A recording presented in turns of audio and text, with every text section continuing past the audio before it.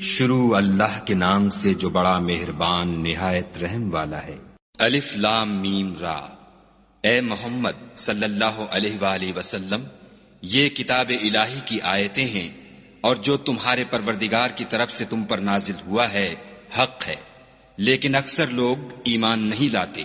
خدا وہی تو ہے جس نے ستونوں کے بغیر آسمان جیسا کہ تم دیکھتے ہو اتنے اونچے بنائے، پھر عرش پر جا ٹھہرا اور سورج اور چاند کو کام میں لگا دیا، ہر ایک ایک میعاد معین تک گردش کر رہا ہے۔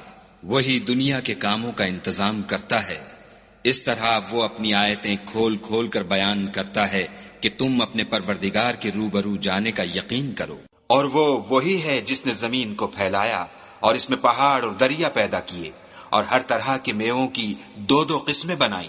وہی رات کو دن کا لباس پہناتا ہے، غور کرنے والوں کے لیے اس میں بہت سی نشانیاں ہیں۔ اور زمین میں کئی طرح کے قطعات ہیں ایک دوسرے سے ملے ہوئے، اور انگور کے باغ اور کھیتی اور کھجور کے درخت، بعض کی بہت سی شاخیں ہیں اور بعض کی اتنی نہیں ہوتی، باوجود کہ پانی سب کو ایک ہی ملتا ہے۔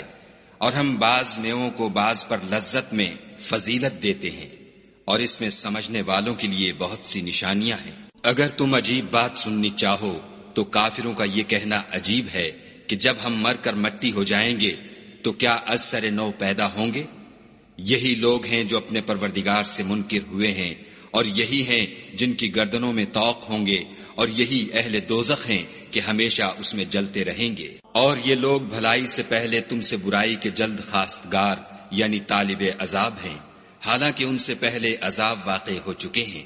اور تمہارا پروردگار لوگوں کو باوجود ان کی بے انصافیوں کے معاف کرنے والا ہے، اور بے شک تمہارا پروردگار سخت عذاب دینے والا ہے۔ اور کافر لوگ کہتے ہیں کہ اس پیغمبر پر اس کے پروردگار کی طرف سے کوئی نشانی نازل نہیں ہوئی، سو اے محمد صلی اللہ علیہ وآلہ وسلم، تم تو صرف ہدایت کرنے والے ہو، اور ہر ایک قوم کے لیے رہنما ہوا کرتا ہے۔ خدا ہی اس بچے سے واقف ہے جو عورت کے پیٹ میں ہوتا ہے، اور پیٹ کے سکڑنے اور بڑھنے سے بھی واقف ہے، اور ہر چیز کا اس کے ہاں ایک اندازہ مقرر ہے۔ وہ دانائے نہا و آشکار ہے، سب سے بزرگ اور عالی رتبہ ہے۔ کوئی تم میں سے چپکے سے بات کہے یا پکار کر، یا رات کو کہیں چھپ جائے یا دن کی روشنی میں کھلم کھلا چلے پھرے، اس کے نزدیک برابر ہے۔ اس کے آگے اور پیچھے خدا کے چوکیدار ہیں جو خدا کے حکم سے اس کی حفاظت کرتے ہیں۔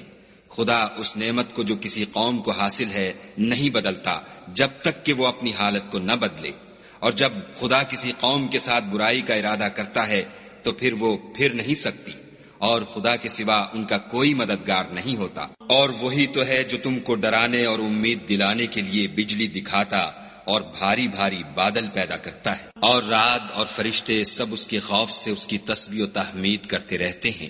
اور وہی بجلیاں بھیجتا ہے، پھر جس پر چاہتا ہے گرا بھی دیتا ہے، اور وہ خدا کے بارے میں جھگڑتے ہیں، اور وہ بڑی قوت والا ہے۔ سود مند پکارنا تو اسی کا ہے، اور جن کو یہ لوگ اس کے سوا پکارتے ہیں وہ ان کی پکار کو کسی طرح قبول نہیں کرتے، مگر اس شخص کی طرح جو اپنے دونوں ہاتھ پانی کی طرف پھیلا دے تاکہ دور ہی سے اس کے منہ تک آ پہنچے، حالانکہ وہ اس تک کبھی بھی نہیں آ سکتا۔ اور اسی طرح کافروں کی پکار بیکار ہے۔ اور جتنی مخلوقات آسمانوں اور زمین میں ہے، خوشی سے یا زبردستی سے خدا کے آگے سجدہ کرتی ہے، اور ان کے سائے بھی صبح و شام سجدے کرتے ہیں۔ ان سے پوچھو کہ آسمانوں اور زمین کا پروردگار کون ہے؟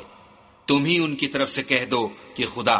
پھر ان سے کہو کہ تم نے خدا کو چھوڑ کر ایسے لوگوں کو کیوں کارساز بنایا ہے جو خود اپنے نفع و نقصان کا بھی اختیار نہیں رکھتے؟ یہ بھی پوچھو کیا اندھا اور آنکھوں والا برابر ہے، یا اندھیرا اور اجالا برابر ہو سکتا ہے؟ بھلا ان لوگوں نے جن کو خدا کا شریک مقرر کیا ہے، کیا انہوں نے خدا کی سی مخلوقات پیدا کی ہے جس کے سبب ان کو مخلوقات مشتبہ ہو گئی ہے؟ کہہ دو کہ خدا ہی ہر چیز کا پیدا کرنے والا ہے، اور وہ یکتا اور زبردست ہے۔ اسی نے آسمان سے میں برسایا، پھر اس سے اپنے اپنے اندازے کے مطابق نالے بہ نکلے، پھر نالے پر پھولا ہوا جھاگ آ گیا، اور جس چیز کو زیور یا کوئی اور سامان بنانے کے لیے آگ میں تپاتے ہیں اس میں بھی ایسا ہی جھاگ ہوتا ہے۔ اس طرح خدا حق اور باطل کی مثال بیان فرماتا ہے۔ سو جھاگ تو سوکھ کر زائل ہو جاتا ہے، اور پانی جو لوگوں کو فائدہ پہنچاتا ہے وہ زمین میں ٹھہرا رہتا ہے۔ اس طرح خدا صحیح اور غلط کی مثالیں بیان فرماتا ہے تاکہ تم سمجھو۔ جن لوگوں نے خدا کے حکم کو قبول کیا ان کی حالت بہت بہتر ہوگی، اور جنہوں نے اس کو قبول نہ کیا اگر روئے زمین کے سب خزانے ان کے اختیار میں ہوں تو وہ سب کے سب اور ان کے ساتھ اتنے ہی اور نجات کے بدلے میں صرف کر ڈالیں، مگر نجات کہاں؟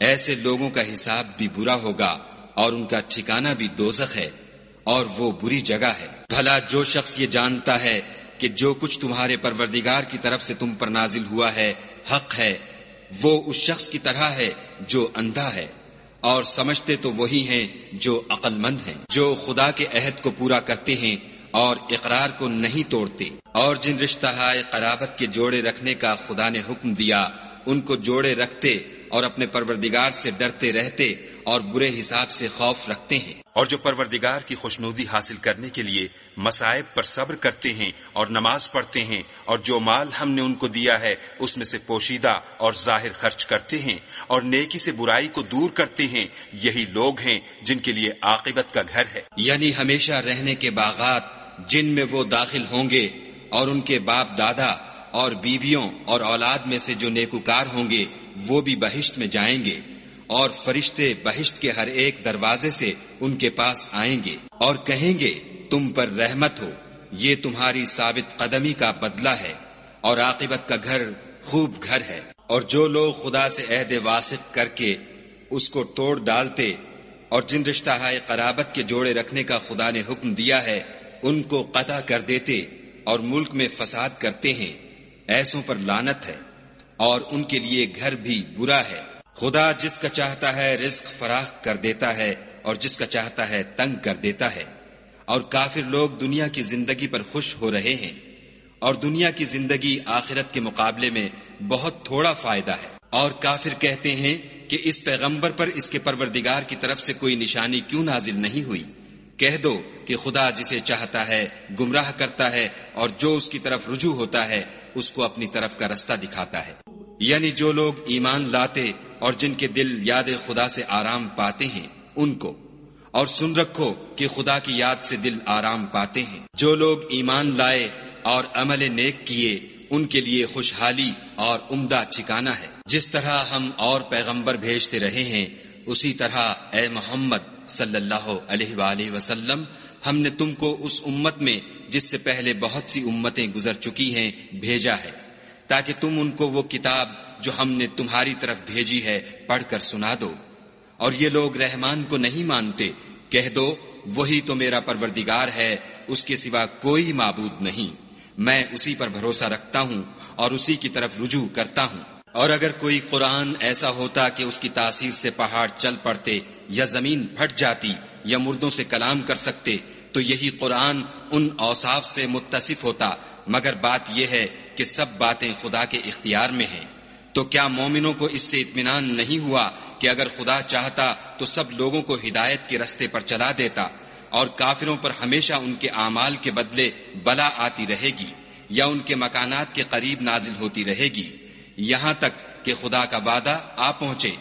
بے شک خدا وعدہ خلاف نہیں کرتا۔ اور تم سے پہلے بھی رسولوں کے ساتھ تمسخر ہوتے رہے ہیں، تو ہم نے کافروں کو مہلت دی پھر پکڑ لیا، سو دیکھ لو کہ ہمارا عذاب کیسا تھا۔ تو کیا جو خدا ہر متنفس کے اعمال کا نگراں و نگہبان ہے وہ بتوں کی طرح بے علم و بے خبر ہو سکتا ہے؟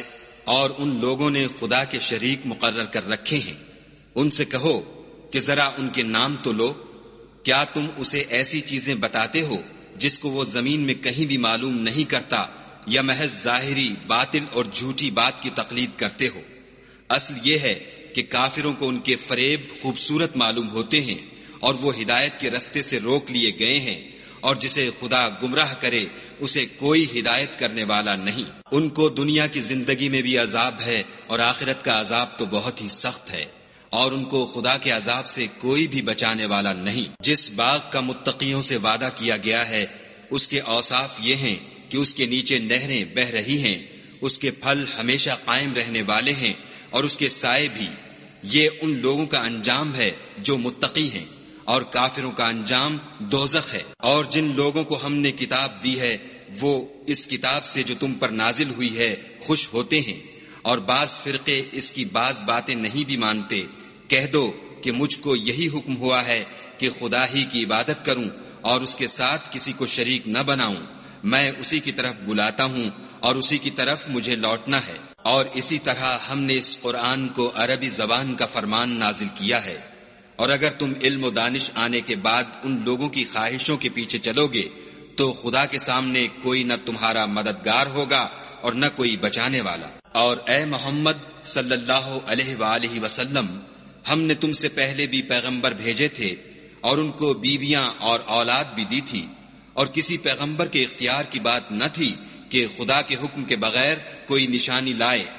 ہر حکم قضا کتاب میں مرقوم ہے۔ خدا جس کو چاہتا ہے مٹا دیتا ہے اور جس کو چاہتا ہے قائم رکھتا ہے، اور اسی کے پاس اصل کتاب ہے۔ اور اگر ہم کوئی عذاب جس کا ان لوگوں سے وعدہ کرتے ہیں تمہیں دکھائیں، یعنی تمہارے روبرو ان پر نازل کریں، یا تمہاری مدت حیات پوری کر دیں، یعنی تمہارے انتقال کے بعد عذاب بھیجیں، تو تمہارا کام ہمارے احکام کا پہنچا دینا ہے اور ہمارا کام حساب لینا ہے۔ کیا انہوں نے نہیں دیکھا کہ ہم زمین کو اس کے کناروں سے گھٹاتے چلے آتے ہیں، اور خدا جیسا چاہتا ہے حکم کرتا ہے، کوئی اس کے حکم کا رد کرنے والا نہیں، اور وہ جلد حساب لینے والا ہے۔ جو لوگ ان سے پہلے تھے وہ بھی بتہری چالیں چلتے رہے ہیں، سو چال تو سب اللہ ہی کی ہے۔ ہر متنفس جو کچھ کر رہا ہے وہ اسے جانتا ہے، اور کافر جلد معلوم کریں گے کہ عاقبت کا گھر یعنی انجام محمود کس کے لیے ہے۔ اور کافر لوگ کہتے ہیں کہ تم خدا کے رسول نہیں ہو۔ کہہ دو کہ میرے اور تمہارے درمیان خدا اور وہ شخص جس کے پاس کتاب آسمانی کا علم ہے گواہ کافی ہیں۔